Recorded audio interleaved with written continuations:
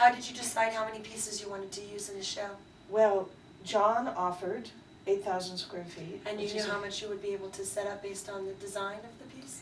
We laid out walls Mhm. and, you know, we went visited the museum and looked at their tall ceilings and figured out the best way to lay it out and tell the story at the same time, you know.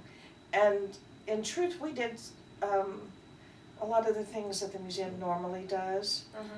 What you don't normally do, which is an important thing to point out, is that in terms of when there are new shows that come where the art is largely through the ARL, it's usually a museum that comes to you and curates it, and you guys work together, but they do the lion's share of the research and the work and all of that. Right. In this particular case, because there was such a strong feeling of support for New Orleans and the museum in specific, which, of course, because it's a nonprofit, it, like the rest of New Orleans, can really benefit from any kind of support that is given. So I think it's beautiful and a very positive sign about a big business being willing to do that. So you actually were involved a lot more than usual in the pulling together of the art and the development and building of the design and content of this particular show. And there were a couple of reasons for that. After Katrina, the museum staff was reduced greatly. And the second was that we offered to help out with those things, to help with the cost of the exhibit.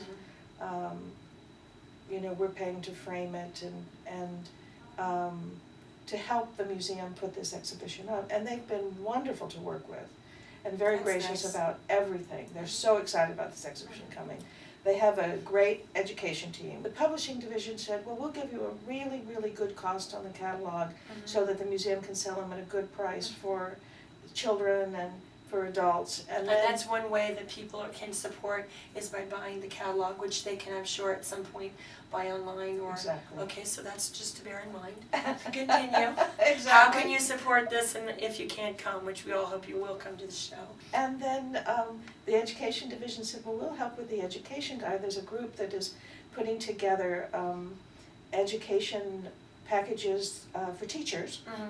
And so there'll be a website where they can go and get additional material to teach about fairy tales and art and animation and jazz and music. And so all of it will come in a way for teachers to utilize and teach the kids.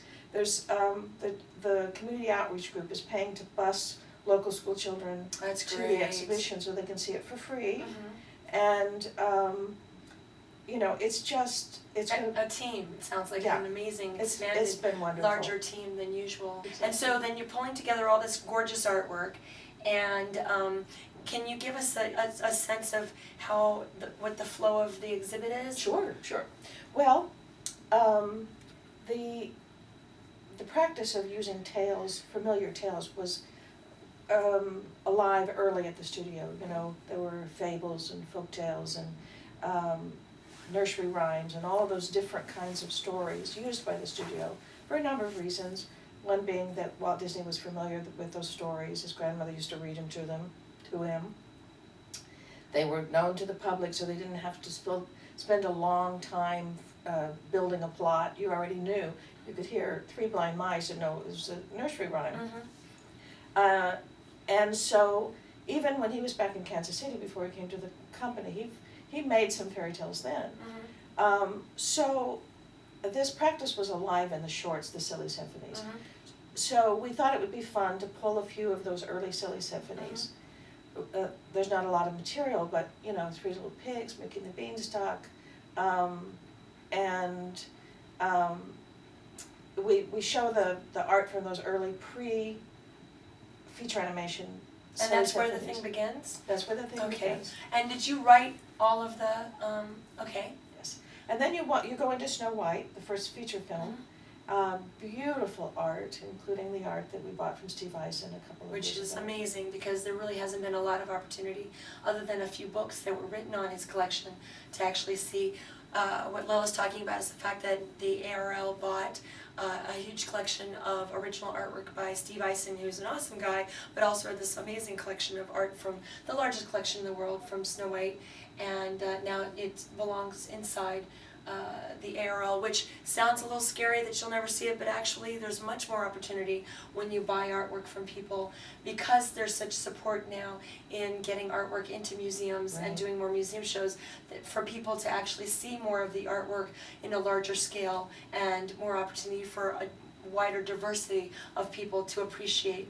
From the beginning, we began to use them for books and as illustrations, but it is great to be able to show them in the museum As art, setting. As right, art, absolutely. because they are beautiful. Yeah.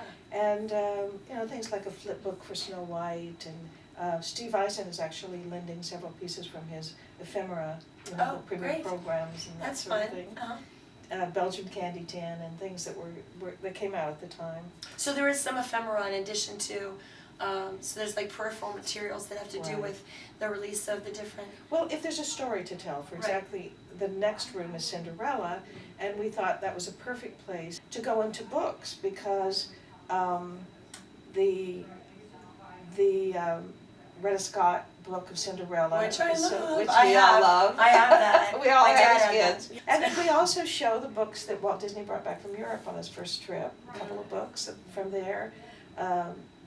We have a tribute to ink and paint in that room, and we show the cells. That was probably the earliest film that we could show cells. We actually made a decision on the Snow White collection To not have cells. to not have the original cells.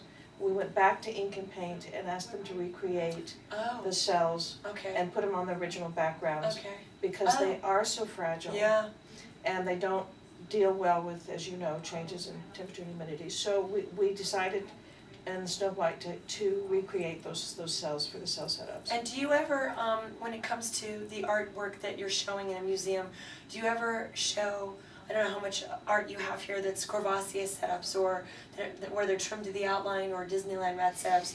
Do you have some of that stuff in here? It's usually the case where we have purchased it back. Right, And one of the most interesting pieces in Steve's collection is a Courvoisier piece. is it a queen? No, it's Snow White. Oh, okay. Yeah. So yes, sometimes we do that. And then in terms of other stories to tell, there's a multi-plane glass plate set up, so you can see that. For Pinocchio, or what is it? For Cinderella. Oh, for Cinderella, Yeah. cool. So, I've not seen any of those. So the cases were done if there was a story to tell. Mhm.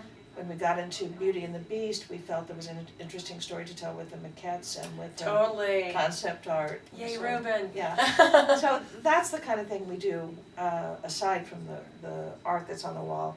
After Cinderella, we move into Sleeping Beauty, and interestingly enough, we were fortunate enough to buy Kai Nielsen artwork Oh, at auction. yeah. And I remember when that came up. yes, and the Kai Nielsens are very, very important for this exhibition. We used several of them in the museum catalog. We're showing several of them in the exhibition. And it's interesting because of all the books that I have read that have mentioned Kai Nielsen, no one has mentioned that he worked on Sleeping Beauty.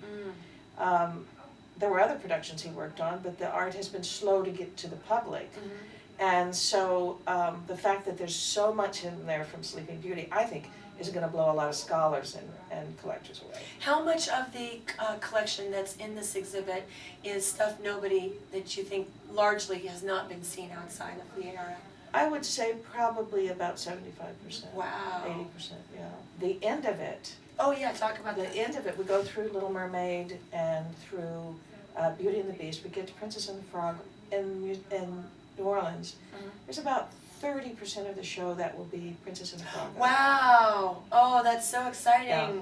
Oh, I had no idea. Yes. And So what about the background, since they're not done? some are digital art Uh-huh. and some is original art. Oh, that's great. But it is spectacular. We explain the process of how films were made for Snow White, but then at the end we explain how we have managed to make it with a new process. And also that it's 2D, like Snow White is, so there's a real continuity in terms of the process